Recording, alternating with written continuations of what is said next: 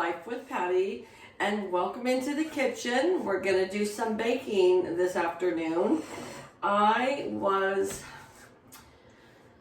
know if I was cruising on Facebook or Pinterest, and I saw this recipe, and they're called Monster Cookie Bars.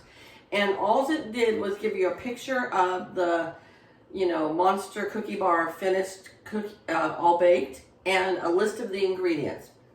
And then, of course, it says, click here for the full recipe. Well, I don't need the full recipe, I hope. I'm just going to wing it from what they gave me on the snapshot of their pictures. So let's go over the ingredients. I'm going to tell you what all the ingredients are, and then we're just going to get started baking them, okay? I've got my oven preheating right now to 350 degrees. And so it's calling for 1/2 cup of butter or margarine. So here it is, I have 1/2 cup of margarine. We don't like to use margarine for our everyday food that we eat, but as far as, for baking, I do use margarine quite a bit. And then it says 1/2 cup of brown sugar. And so I already measured this out because I thought I didn't have enough of that bag. I would have to open a new bag, but it ended up I had enough. So this looks like it's going to make a small amount of cookie bar. So we're just going to try the recipe just like they call for it. And then if I like it, I will make another recipe for the girls at work. We'll try this one because it's going to be very small, I think. We are just going to use my copper pan. And I think this is just like, 11 inches? No, that's not 11 inches, is it? I don't know, maybe it is. It's not very big, but we're going to use that, okay? So the next thing they want now is 1/2 cup of white sugar. I just figured by looking at the measurements how much dough there's going to be. There's not going to be a lot of dough, so that's why I'm putting it in that pan. I was going to make it into cookies, and then I thought, nope, I'm going to make them into the bars. That'll be easier. Alright, so let's get this 1/2 cup of white sugar blended in here as well.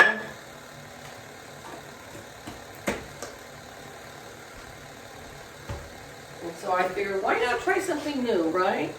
Okay, it calls for 1 egg, but these little chicken eggs that my husband's friend gives us, they're quite small. So we're actually going to put 2 in there.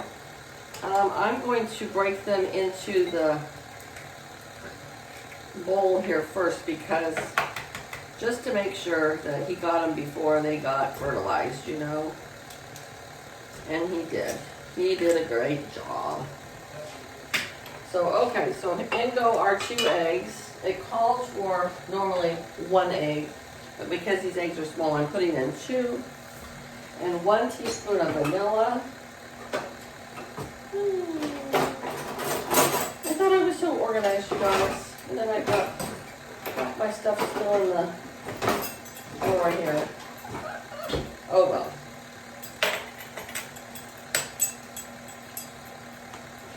I think my favorite sweet in the whole world are cookies. What about you guys? What's your favorite sweet? Some people say ice cream. Some people say cake, pie. I think my favorite is cookies. Not gonna lie. All right, then it wants 1/2 cup of creamy peanut butter. So I already kind of measured it out. Stick that in there. I bought the generic creamy peanut butter, and I would have to say, I guess that's one thing that I'm not going to buy generic anymore. I'll get Jiffy because it's just not as good, let me just tell you. All right. Alright, let's let that start mixing around. Oh, my oven just went off, so it's preheated. And next they want 1/2 cup of enriched normal flour. Not self-rising flour, just normal flour.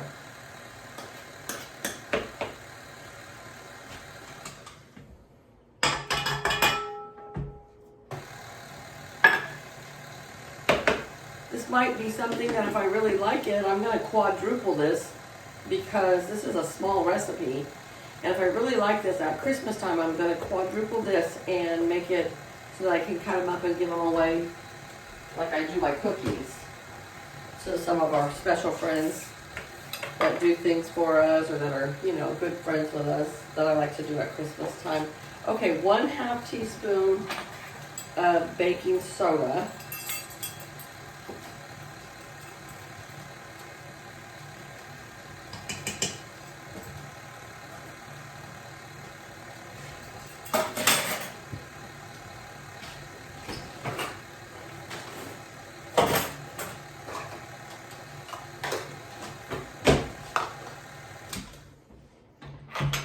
I'm going to take the spatula here and just scrape around the edges of the bowl here so we get all that flour. I found 2 recipes that I wanted to try, and I don't know if I'll get to both of them this weekend, but I did get to this one, like I said. And I told the girls at work if it turned out I'd make some for them because I have all the ingredients. Now it calls for 1.5 cups of the quick oats. Well, these are old-fashioned, but oh well, they will work. So here's 1/2 cup and 1 cup. I haven't had just plain oatmeal in a long time. Maybe I'll have some of that. Ooh, it has a vanishing oatmeal raisin cookie recipe on the lid. Maybe I'll make some of those one day. All right, and then it has 2 more ingredients. 1 cup of chocolate chips and 1 cup of M&Ms. Now I tried to look for the mini M&Ms in the baking section, but you know what? It's not Christmas time, so they have the bare minimum in there right now. I'm sure if I went to somewhere like Bel Air or something like that, they would have them, but they didn't have them at my grocery store. So we just got big M&Ms.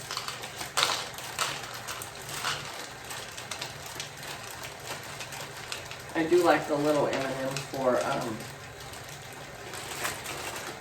for baking though. All right, here's 1 cup of chocolate chips. My grandkids, when they always bake with me, they always say, Grandma, we should have a little bit more chocolate chips. And if it was up to Riley, she'd eat just all the dough. When we made them around Christmas time, she's like, boy, these sure are good. So, yep, I have plenty of ingredients to make this recipe again. If this turns out, here's our M&Ms, in they go. I'm gonna just turn this up 1 notch. All right, so I didn't read about how long or anything, but I'm gonna put them at 350 degrees for about 20 minutes, and I'm gonna check them.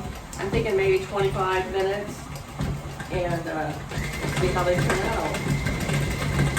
This batter smells really good with the peanut butter in there. How many of you like peanut butter pancakes? I know it sounds crazy. I had never tried it before. And a friend of mine, their family makes them all the time. So she told me, just try it. And I did. And I really liked them. But I still put maple syrup on them too. So it was peanut butter and on the pancakes and then maple syrup, and it was really good. Last weekend when we went out for breakfast at the Dancing Tomato, Ryder had chocolate chip pancakes. They look so darn good. I wanted some, but I didn't get any. Okay.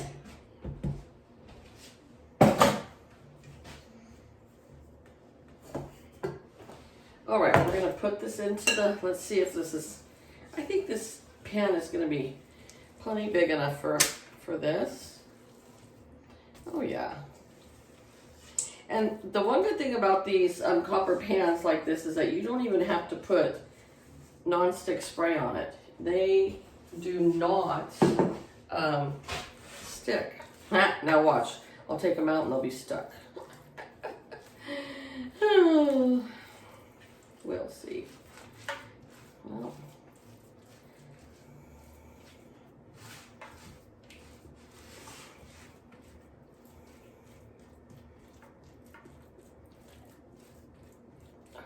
I'll show you what it looks like.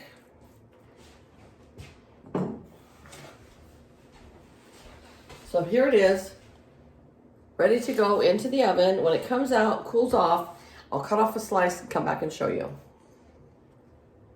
Ooh. Okay, folks.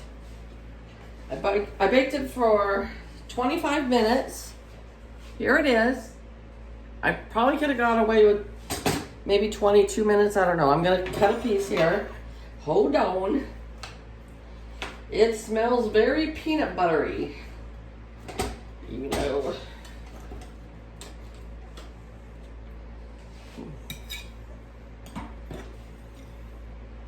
There it is. You can see the chocolate chips in there.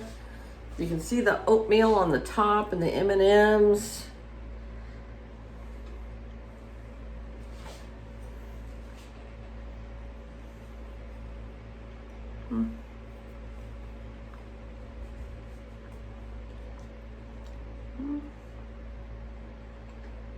I'm just gonna say they're okay.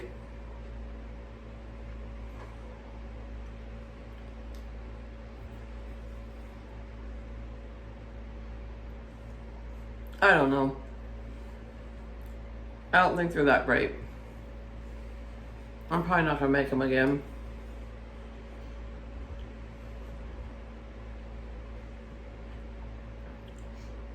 I don't know what it is that I don't really care for, but they're just okay. So there it is. I have a different recipe. Probably make that tomorrow for the girls at work. I mean, we won't throw these away, but I don't think I'll make them again. So it wasn't one of those great things that I thought so good, I'm gonna make them for Christmas. No. Oh well, I mean, you guys might like it. You might like the combo of the oatmeal and the peanut butter and the chocolate. Maybe that's the thing, is I don't want to mix my peanut butter with my chocolate, although that doesn't make sense because I love Reese's peanut butter cups. So I don't know, but they're just okay. Nothing that great. So, all right, you guys, I'll be back probably tomorrow with another video with the other recipe, and hopefully I'll like that better. So I'll talk to you later. Bye-bye.